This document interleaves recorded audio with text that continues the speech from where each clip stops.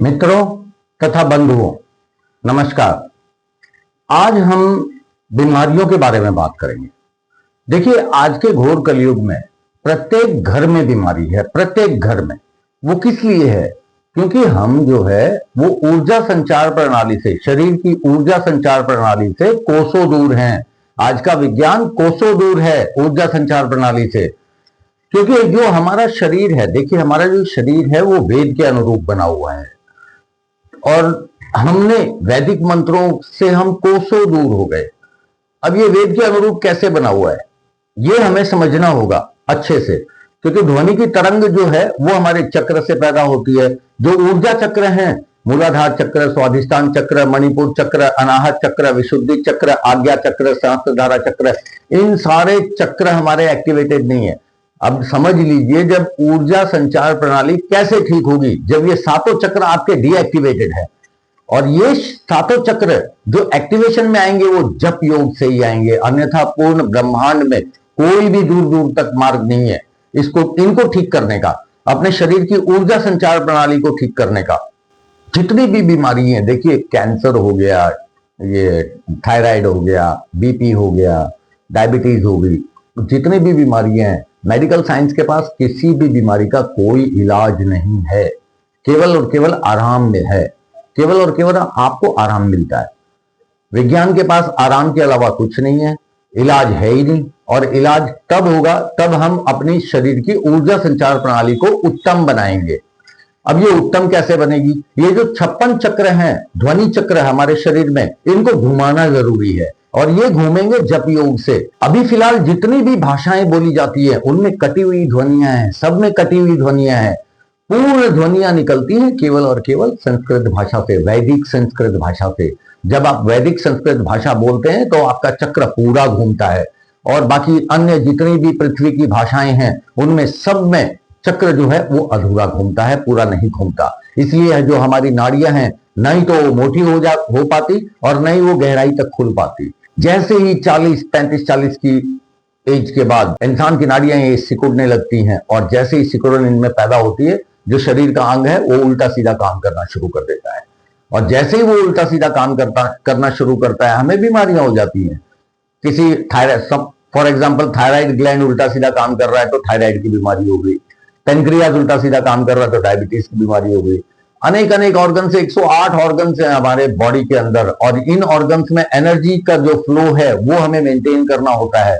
वो मेंटेन होगा केवल और केवल जप योग से, बाकी और कोई मार्ग नहीं है। जो हमारा अंदरूनी शरीर है वो नाड़ियों से जुड़ा हुआ है। नाड़ियां और नर्व्स, ये दो चीजें, जो नसें हैं, नर्व्स हैं, उनमें ब्लड का संचार होता है और नाड़ियों में वायुओं का संचार होता है। नाड़ियां आकाश तत्व से बनी हुई हैं। साइंस तो आकाश तत्व को भी नहीं मानता। साइंस बोलता है there does not exist any space inside the body. साफ साफ बोलता है साइंस कि भाई अंदर कोई आकाश तत्व है ही नहीं। जबकि हमारा अध्यात्म यजुर्वेद साफ साफ कहता है शरीर 5 तत्वों से बना है, 5 महाभूतों से, जल थल वायु अग्नि आकाश।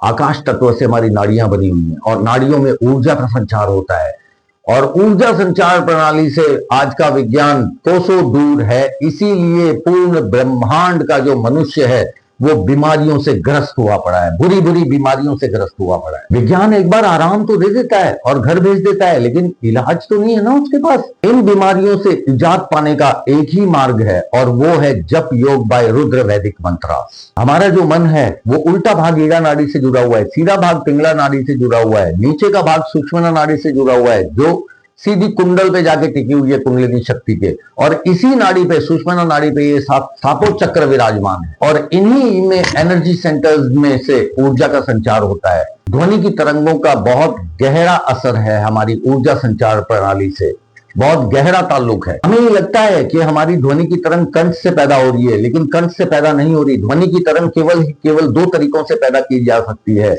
या तो तेज टकराव से या तेज घुमाव से।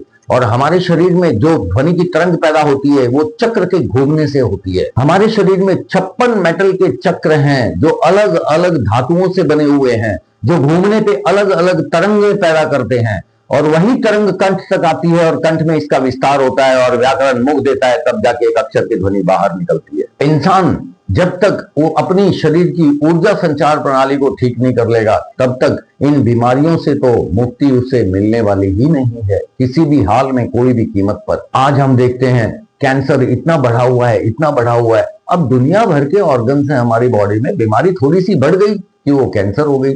कम से कम भी 2000 टाइप से भी ऊपर के कैंसर हैं जिससे कि इंसान पीड़ित है। ऊर्जा संचार प्रणाली में व्याधियां उत्पन्न होने की वजह से ही बीमार है आज का इंसान। एक बार अंगों में अगर ऊर्जा का संचार परफेक्ट होने लगा इंसान के, तो मतलब ही नहीं कि अंग उल्टा सीधा काम करेगा। ये तो अंग जो है, भीतरी अंग उल्टा सीधा काम करना शुरू करता है ऊर्जा संचार प्रणाली में दिक्कत आने की वजह से। और इसी की वजह से जैसे ही अंग ने उल्टा सीधा काम करना शुरू किया, उल्टे सीधे केमिकल्स बनाना शुरू किया, बॉडी में वो केमिकल्स फैलते हैं, कहीं गांठ बन जाते हैं, कहीं बोलते हैं कैंसर की गांठ है इसको, कहीं कुछ हो जाता है, ब्लड में फैल जाते हैं तो ब्लड कैंसर हो जाता है उसको। मतलब अलग अलग टाइप की बीमारियां हैं। बीमारियों की टाइप्स पे मत जाइए, लेकिन आप ये देखिए कि भी वो होती किस लिए हैं। लॉजिक और फेथ में बहुत डिफरेंस है। स्पिरिचुअलिटी लॉजिक है और साइंस फेथ है। हाँ, फेथ है मान लिया, लेकिन ऐसा तो नहीं है ना कि उस फेथ को सब कुछ मालूम है। सब कुछ तो मालूम नहीं है ना। ऊर्जा संचार प्रणाली का अगर मालूम होता तो आज के मनुष्य का ये हाल ना होता, इतनी बीमारियों से ग्रस्त ना होता। सतयुग के मनुष्य को ऊर्जा संचार प्रणाली का पता था, वो नाड़ी विज्ञान पर चलता था। नस की विज्ञान पे भी चला है, वो नसों के विज्ञान पे भी चला है, ऐसा नहीं है नसों को, लेकिन प्रधानता जो है उन्होंने नाड़ियों को दी है, क्योंकि नाड़ियों में ऊर्जा का संचार है। और ऊर्जा अनेक प्रकार की ऊर्जा होती है। हमारे शरीर में 108 प्रकार की ऊर्जाएं होती हैं जिससे मन बना हुआ है। मन हमारा 108 प्रकार की ऊर्जाओं से बना हुआ है। 108 प्रकार के एलिमेंट्स हम खाते हैं जिनकी की वजह से 108 प्रकार की ऊर्जाओं का निर्माण होता है हमारे शरीर में। आज का विज्ञान न ही तो मन से पूर्ण रूप से मन के बारे में जानता है और न ही शरीर के रूप में जानता है, शरीर के बारे में कुछ जानता है। इसीलिए आज का मनुष्य जो है मानसिक बीमारियां और शारीरिक बीमारियों से पीड़ित है। न ही इंसान के पास मानसिक बीमारियों का कोई इलाज है और न ही इंसान के पास शारीरिक बीमारियों का कोई इलाज है। वो इसलिए इलाज नहीं है क्योंकि विज्ञान मानता ही नहीं, विज्ञान जानता ही नहीं। जो प्योर लॉजिक है, जो इंसान का जुड़ाव वेद से है, इंसान का शरीर जो है वेद के अनुरूप बना हुआ है, इस बात को विज्ञान नहीं जानता।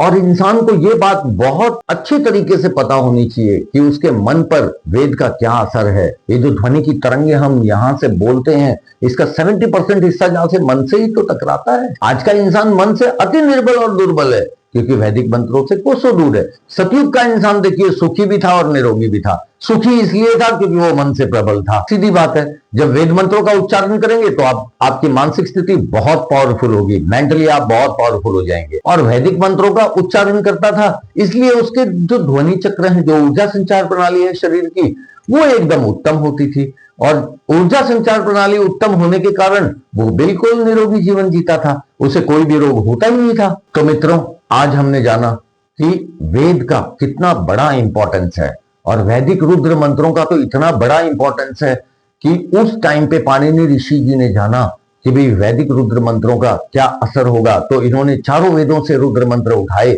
और एक पुस्तक का गठन किया जिसे हम बोलते हैं रुद्रा अष्टाध्यायी। रुद्र रूप हमारा शरीर है और 8 अध्याय हैं इसमें, और मनुष्य रुद्र रूपी शरीर को ये 8 अध्याय ध्याने अति आवश्यक हैं, परम आवश्यक हैं अपने जीवन में। अगर उसे सुखी निरोगी जीवन जीना है, अगर उसे धर्म, अर्थ, काम और मोक्ष का आनंद लेना है, अन्यथा उसे ये आनंद नहीं मिलने वाले, इस ब्रह्मांड में नहीं मिलने वाले, जब तक रुद्र मंत्रों का पठन पाठन नहीं कर लेता वो। इसीलिए जप योग की बहुत बड़ी प्रधानता है हमारे शरीर में। जप योग का असर ही हमारे मन पर होना है और अजप योग का असर ही हमारे शरीर पर होना है। अगले वीडियो में फिर किसी सूक्ष्म जानकारी के साथ हम मिलेंगे। नमस्कार।